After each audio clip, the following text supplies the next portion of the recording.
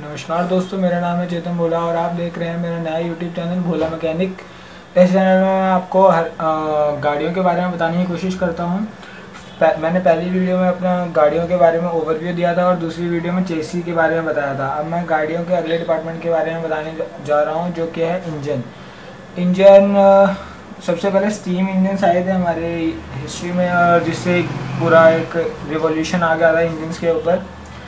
जो आजकल जिससे मैं शुरू करूँगा इंजन्स में, वो है 2 स्ट्रोक इंजन्स, क्योंकि आज भी कई किसी स्कूटर्स वगैरह में यूज़ होते हैं, लेकिन अब ये बैन है क्योंकि इनकी वजह से पॉल्यूशन बहुत ज़्यादा होता है। तो फिर भी मैं उससे शुरुआत करना चाहूँगा थोड़ा पीछे से, क्योंकि बहुत अच्छा इंजन, इसमें पावर ज़्यादा अच्छी मिलती है। हर स्ट्रोक पे पावर, हर साइकिल पे, हर रिवोल्यूशन ऑफ क्रैंक पे उसमें पावर होती थी, इसलिए पावरफुल इंजन्स तो होते थे, पर पॉल्यूशन की वजह से इन्हें बैन कर दिया गया। तो शुरुआत करता हूँ मैं। सबसे पहले ये जो अपर पार्ट होता है इंजन का, इसे सिलेंडर हेड बोला जाता है, और जिसमें पिस्टन रेसिप्रोकेट करता है, ऊपर नीचे की तरफ मूव करता है, इसे सिलेंडर बोला जाता है, पिस्टन सिलेंडर। और नीचे इंजन ब्लॉक बोला जाता है, नीचे के पूरे क्रैंक केस और कनेक्टर रॉड जहाँ पे मूव करती है उस सबको इंजन ब्लॉक बोला जाता है। ये है आउटलेट मैनिफोल्ड, ये और ये है इनलेट मैनिफोल्ड। इसके थ्रू हमारा charge air fuel mixture enter करता है और इसके थ्रू हमारा एग्जॉस्ट गैसेज एग्जिट कर जाती हैं। जब हमारा पिस्टन बीडीसी से टीडीसी की तरफ मूव करता है, बॉटम डेड सेंटर से टॉप डेड सेंटर की तरफ मूव करता है। बॉटम डेड सेंटर वो सेंटर है, मतलब ऐसी पोजीशन है जहाँ पे पिस्टन सबसे लोएस्ट पोजीशन पे है, और टीडीसी है जहाँ पे पिस्टन सबसे अपर मोस्ट पोजीशन पे होता है।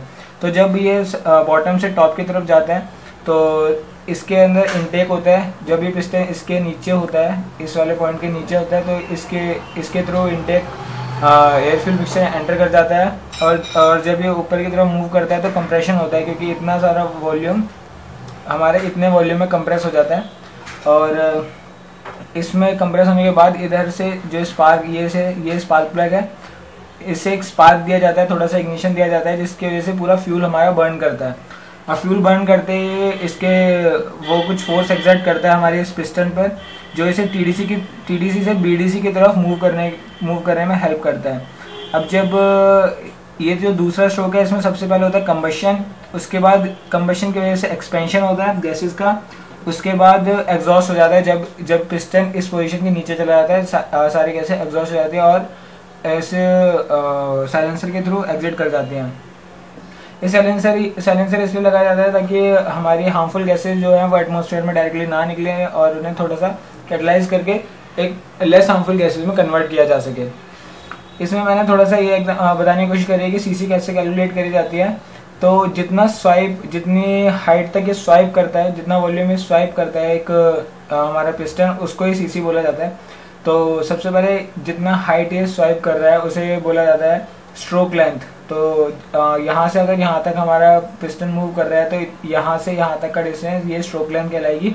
और जितना हमारे इस सिलेंडर का डायमीटर है वो हो गया बोर डायमीटर, तो बोर डायमीटर हो गया डी। तो वॉल्यूम का जो फॉर्मूला होता है वो होता है पाई आर स्क्वायर एच। तो हमारा सीसी जो कैलकुलेट करनी है वो हमारी इससे कैलकुलेट हो जाएगी V is equal to pi D square H by 4। तो इससे हम सीसी निकाल सकते हैं। आजकल ये नॉर्मली सिर्फ स्कूटर्स में यूज़ होता है। तो शुरुआत में पहले यही आया था, पावर काफ़ी अच्छी देता था, पर इसका जो सबसे बड़ा मेन डिसएडवांटेज है कि इसमें पॉल्यूशन बहुत ज़्यादा होता है, क्योंकि इनटेक और एग्जॉस्ट एक ही टाइम पे होता है, जिसकी वजह से हमारी एयर फ्यूल मिक्सचर कई बार एग्जॉस्ट से एग्जिट कर जाता है। अब इसको एग्जिट होने से बचाने के लिए इसमें भी एक थोड़ा अच्छा मेथड यूज़ किया कि इस एग्जॉस्ट साइलेंसर को इन्होंने इस तरह से बनाया कि हमारी जो प्रेशर वेव्स हैं वो इस तरह से मूव करेंगी, जो एग्जॉस्ट की प्रेशर वेव्स हैं। अब जब यहाँ से इस वॉल से टकराएंगे तो वो इस तरह से मूव करेंगी। तो जो भी फ्यूल जो इधर से इधर ट्रैवल कर गया थोड़ा बहुत, तो जो जैसे इधर आउटलेट मैनिफोल्ड में कुछ फ्यूल आ गया, तो इन जो प्रेशर वेव्स, जो बाउंस बैक प्रेशर वेव्स हो रही हैं, इनकी वजह से उसको थोड़ा कंपनसेट किया जा सकता है कि ये वापस चले जाएँ। पर इतना ज़्यादा नहीं हो पा रहा था, जिसकी वजह से हमारा एफिशिएंसी थोड़ी कम थी, काफ़ी कम थी इन इंजन्स की। और इसमें अनबर्न्ड हमारा फ्यूल कई बार बहुत टाइम अनबर्न्ड फ्यूल निकल जाता था, और इसमें कंप्लीट कंबशन भी नहीं हो पाता था, जिसकी वजह से पॉल्यूशन काफ़ी ज़्यादा था, इस वजह से इस इंजन को हटाया गया और 4 स्ट्रोक इंजन को लाया गया। तो अब मैं आपको इसको प्रैक्टिकली दिखाने की कोशिश करूँगा एक इंजन का प्रोटोटाइप दिखाकर। तो आपको बताता हूँ प्रैक्टिकली 2 स्ट्रोक इंजन कैसे काम करता है। तो सबसे पहले ये होता है हमारा सिलेंडर हेड पिस्टन, जो इसके सिलेंडर के ऊपर लगा रहता है सबसे अपर पोजीशन पे, और इसको कहते हैं पिस्टन सिलेंडर। इसके अंदर सिलेंडर हमारा पिस्टन रेसिप्रोकेट करता है। आपको जो यहाँ से दिखाई दे रहा है सेंटर में, ये है पिस्टन का हेड है। तो जब यहाँ पे एक्सपेंशन या फिर फोर्स एक्सर्ट होती है कंबशन की वजह से, तो ये हमारा पिस्टन नीचे की तरफ मूव करता है।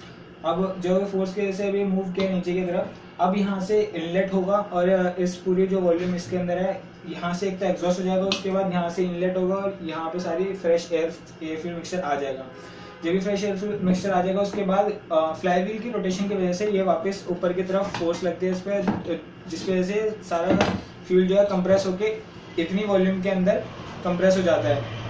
अब ये स्पार्क प्लग है, ये स्पार्क प्लग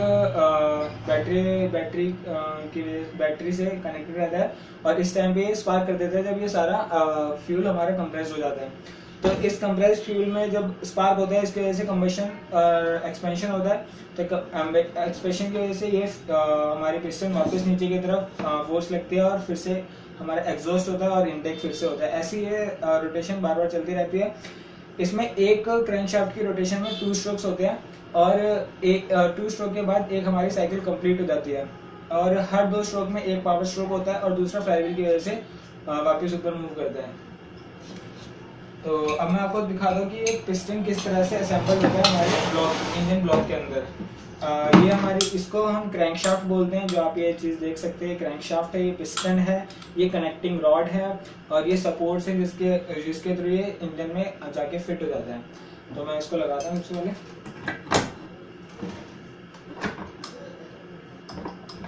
ओके, तो इसमें आप देख सकते हैं सबसे पहले जब हमारा ये बीडीसी पर होता है, तो ये जो कैविटी बना रखी है इसमें, इसके थ्रू यहाँ से हमारा फ्यूल एंटर करता है हमारी पूरी साइकिल के टाइम पर। तो जब हमारा ये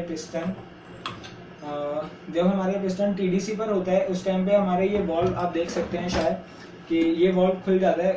इसके थ्रू हमारा इनटेक फ्यूल इस क्रैंककेस के अंदर चला जाता है। जब ये क्रैंककेस के अंदर चला जाता है, उसके बाद जब ये नीचे की तरफ आता है, जब तक ये क्रैंककेस के अंदर ही रहता है एयर फ्यूल मिक्सचर, उसके बाद जब ये बीडीसी पर आ जाता है, पिस्टन की पोजीशन बीडीसी पर होती है, तो इस स्लिट के थ्रू जो आप देख सकते हैं, इस पिस्टन पर एक स्लिट बनी हुई है, इस स्लिट के थ्रू हमारा जो भी एयर फ्यूल मिक्सचर है वो क्रैंककेस से बाहर निकलकर हमारे इस इधर साइड में कैविटी हमारे सिलेंडर में ही बनी रहती है। तो आप देख सकते हैं ये जो कैविटी है, इसके थ्रू हमारा एयर फ्यूल मिक्सचर इधर से निकल कर इसके थ्रू हमारे पिस्टन हेड के ऊपर आ जाता है, और पिस्टन हेड के ऊपर आने के बाद फिर जब ये फ्लाईव्हील की रोटेशन की वजह से ऊपर जाता है, तो कंप्रेशन के थ्रू कंप्रेशन के बाद फिर एक्सपेंशन और कंबशन होता है। फिर इस हिसाब से इसका काम चलता है। बाकी ये आप देख सकते हैं इसमें किस हिसाब से रोटेशन काम करती है। आप देख सकते हैं इसके रेसिप्रोकेटिंग मोशन को, रेसिप्रोकेटिंग मतलब ऊपर नीचे वाले मोशन को हम क्रैंकशाफ्ट के थ्रू रोटेशनल मोशन में कन्वर्ट कर रहे हैं। देख सकते हैं इस तरह से काफ़ी सारे साइकिल्स कंप्लीट होती हैं और एक इंजन वर्क करता है। अब बाकी अब मैं आपको समझाता हूँ इसकी क्रैंक की कुछ शेप इस तरह से बनाई गई है। इन दो आप देख सकते हैं इन दो लोब्स के अंदर एक लोब इस तरह से है। इसकी शेप इस तरह से इसलिए बनाई गई है, पहली बात तो मैं आपको बताना चाहूँगा ये लोब बनाए इसलिए होते हैं क्योंकि जब हमारा पिस्टन ऊपर नीचे मूव करता है तो ये काफ़ी सारी फोर्सेस एक्सर्ट करता है। अब ये जब फोर्स ऊपर की तरफ लगाएगा तो ये क्रैंकशाफ्ट के लोब जो हैं इसके नीचे डाउनवर्ड वेट की वजह से फोर्स नीचे की तरफ लगाएंगे, जिससे कि हम वाइब्रेशंस को कम करने की कोशिश करते हैं। तो अब मैं इसके बता दूं क्रैंकशाफ्ट इसलिए इस तरह से डिजाइंड है क्योंकि इसी क्रैंकशाफ्ट के इस डिजाइन की वजह से हमारा इनलेट इनटेक और इनटेक वाला फंक्शन काम करता है। तो जब हमारा ये टीडीसी पर होता है तो ये वॉल्व खुल जाता है, जहाँ से इनलेट होता है तो इस कैविटी के थ्रू हमारा सारी एयर फ्यूल मिक्सचर इसके अंदर एंटर कर जाता है। अब जब इसके अंदर एंटर करने के बाद जब ये अगली रोटेशन पूरा नीचे बीडीसी पर आता है, बीडीसी में आने के बाद ये वाली जो स्लेट है वो इसकी कैविटी से मैच करती है, और जैसे मैच करते हैं तो उसे पाथ मिल जाता है हमारे फ्रेश एयर फ्यूल मिक्सचर को, और वो ट्रैवल करके पिस्टन के हेड पर पहुंच जाता है। और जब फिर उसके बाद कंप्रेशन, कंबशन, एग्जॉस्ट, ये सारे तीनों हमारे स्ट्रोक्स काम करते हैं। ओके, तो 2 स्ट्रोक इंजन में बाकी इसके बाद जब इसकी रोटेशन होने के बाद यहाँ पे इसके ऊपर क्लच असेंबली लगी रहती है और यहाँ पे पूरा गियर बॉक्स का सिस्टम लगा रहता है। तो ये सब मैं बताऊंगा आपको ट्रांसमिशन के टाइम पर। तो 2 स्ट्रोक के लिए इतना ही। बाकी अगर आपको कोई भी डाउट्स हैं, कोई भी क्वेश्चन है, आप कमेंट सेक्शन में ज़रूर पूछिए, मैं आपको उन सब डाउट्स को क्लियर करने की कोशिश करूँगा। और मेरी वीडियोस को लाइक, कमेंट और शेयर करना ना